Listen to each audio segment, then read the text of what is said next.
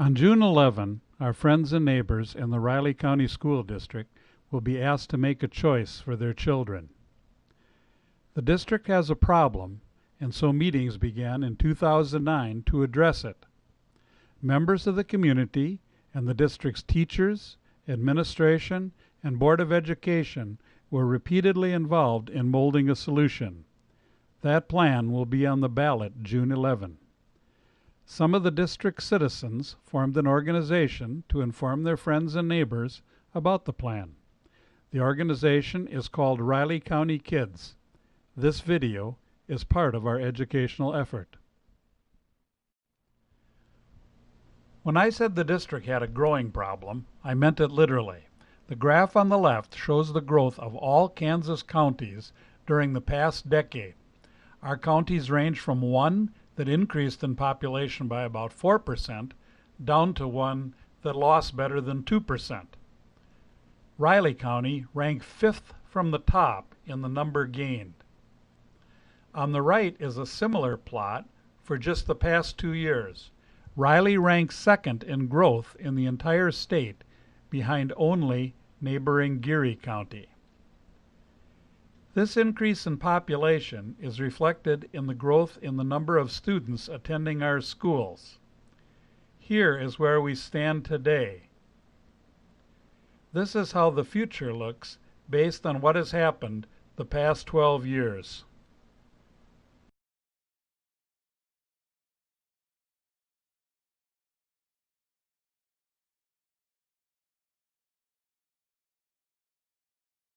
In just 6 years, the district's buildings will be full, and because classes are never perfectly balanced, temporary classrooms are already in use.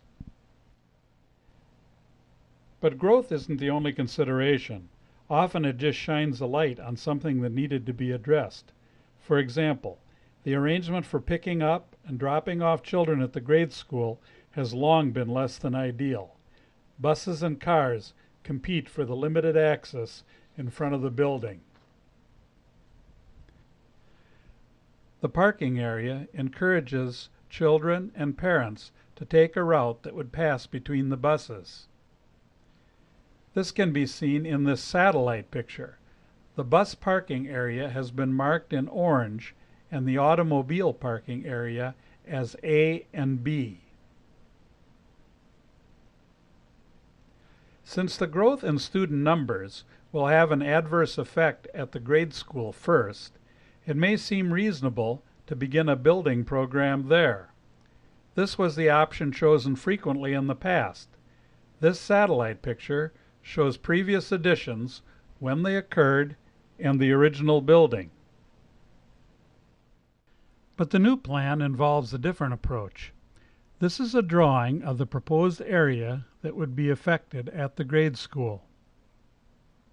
To address the bus problem, a bus lane would be added on the north side of the building. This would remove conflicts with automobiles arriving at the school. Student growth is addressed in the northwest portion of the building. The rooms shaded in blue are currently home to the middle school. These will be turned over to grades 6 and below. This will address the needed space in the lower grades.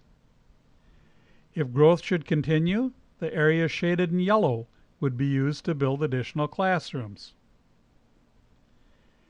Area shaded in green would be remodeled.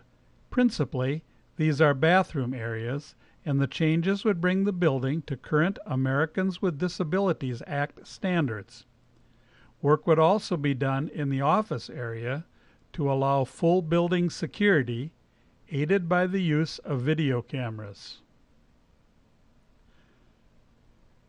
But where would those middle school students go?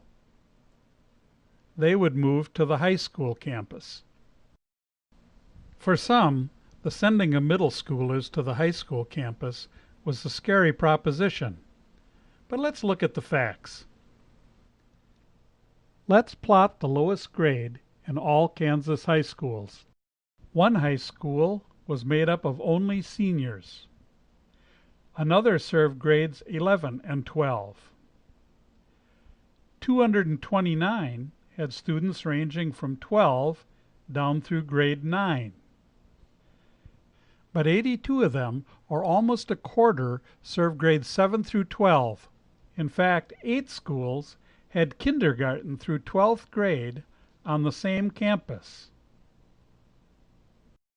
When we looked into the 3 common middle school arrangements, paired with an elementary school, paired with a high school, or by itself, having the middle school with a high school was the most common situation in Kansas. So is this the reason the move has been proposed for Riley County? No, there were 3 primary reasons. Studies indicate that the grades middle schoolers get increase when they are paired with a high school. In addition, more course options can be offered to middle school students. And finally, for Riley County, it was less expensive than building at 2 places. Now let's move on to the high school. This is how it looks today. The building would change in 3 principal ways. A classroom, shown in light purple at the upper left, would be added. The yellow area is available for future expansion. Another classroom would be gained by remodeling the current office area. These 2 rooms would be sufficient for the expected enrollment increase. The lunchroom would be remodeled to become the new office.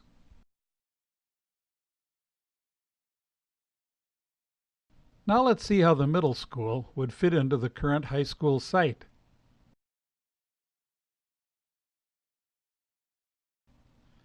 All students would be dropped at the main entrance adjacent to the office. After entering the building, just as they do now, high school students would continue ahead or turn left. Middle school children would turn right and head toward the Commons eating area.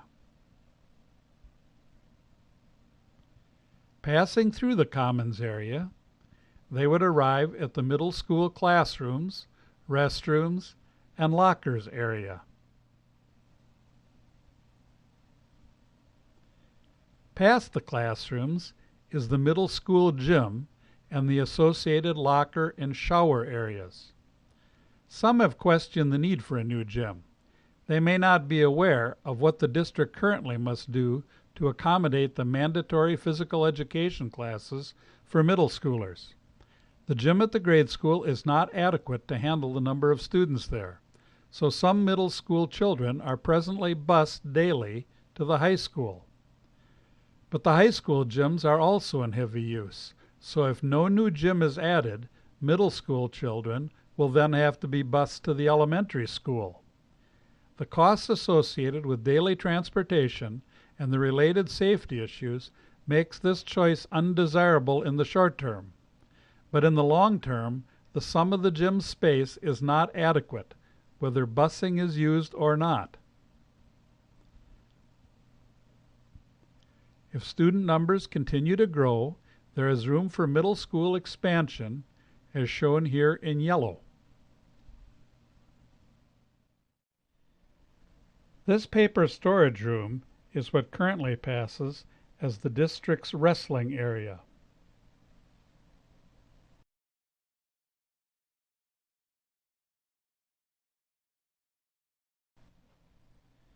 This new multi-purpose room will handle wrestling and other activities in the future. This curtain wall at the end of the south gym is what is presently used as a stage for musicals, plays, choir, band, and other performances.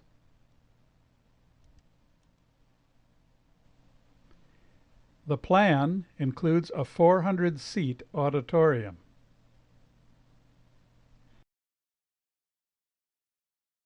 Since auditoriums are expensive, we wanted to know how many schools had one.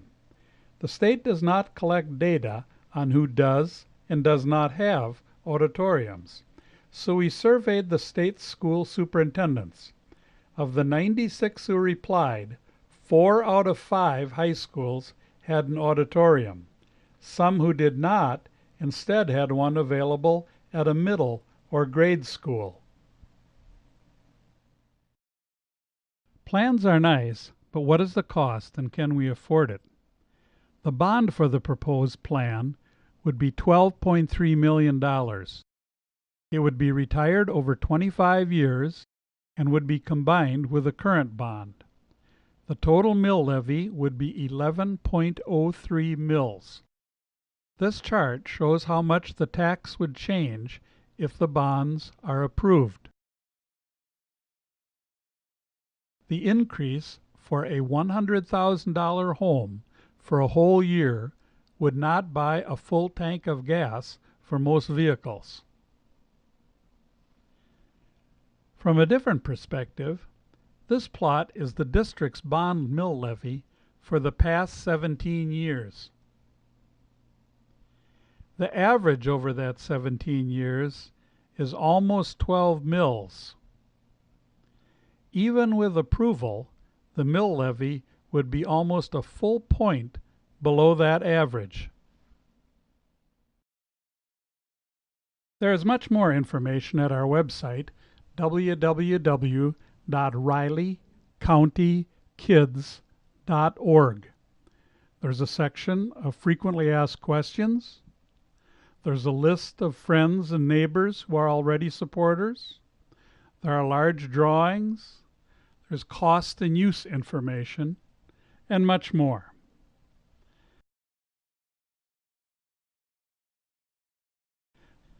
But there are a few additional questions and their answers we'd like to include here. First, how does Riley County compare to other schools in terms of its costs to educate children? This plot indicates what USD 378 spent per pupil in 2012. The difficulty in making comparisons is deciding what districts are in similar situations. USD 383, Manhattan, is our neighbor to the southeast. The Conway Springs district is near the state's southern border, but in terms of number of students, square miles served, and being moderately rural, it is very much like our district. Of course, we thought it would be appropriate to mention the average for all of Kansas as well. Sometimes we hear it said that our school should be run more like a business, but it's hard to find any other business that has so many people involved who really are the product. The most similar situation we could think of was a non-public school. Religious high schools are no longer very common, and since they aren't public, they do not have to disclose what their costs are. So we assumed that the sum of tuition and required fees are probably close to their costs. St. James Catholic High School in Lenexa is a school that posted their prices on their website. Since it did not transport students, we added what our district spends per student to their fees, so we were comparing apples to apples. In Wichita, there is a private K-12 school called the Independent School that also posts its required spending. Finally, we included our neighbor to the northeast, Blue Valley.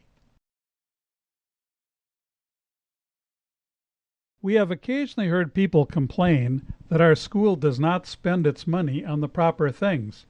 Often athletics is singled out. We couldn't compare to the religious or private school because they do not provide data on how they spend their dollars. But if we compare Riley County to the other 3 schools and the state average on what is directly spent on education, such as teachers' salaries, the results look like this.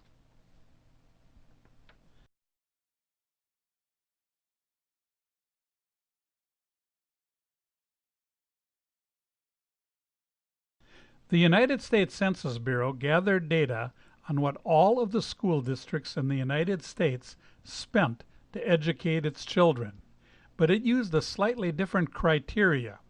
It removed all of the costs of capital outlay items such as buildings and buses. It wanted to look at only what was spent every year and so included salaries of teachers, cost of utilities, classroom supplies, and so on. When the 286 districts in Kansas are ranked, with the biggest spender on the top and the lowest on the bottom, USD 378 was in the lowest 20%.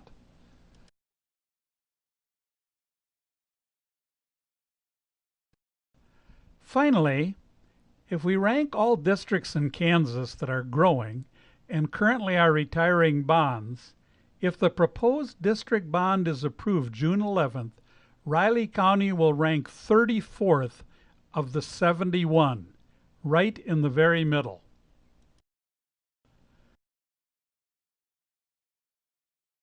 Oh, and I almost forgot to mention that the state has an aid program to help districts make improvements in their facilities.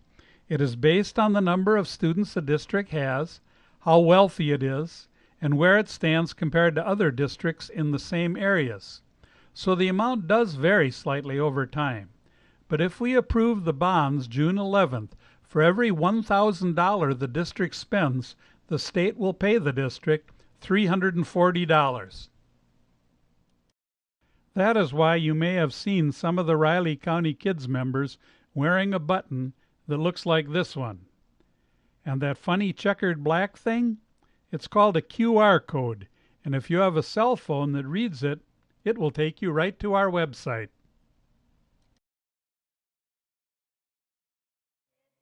I don't know what's wrong with these kids today. Kids who can understand anything they say. Kids, they are so ridiculous and so immature. I don't see why anybody wants them.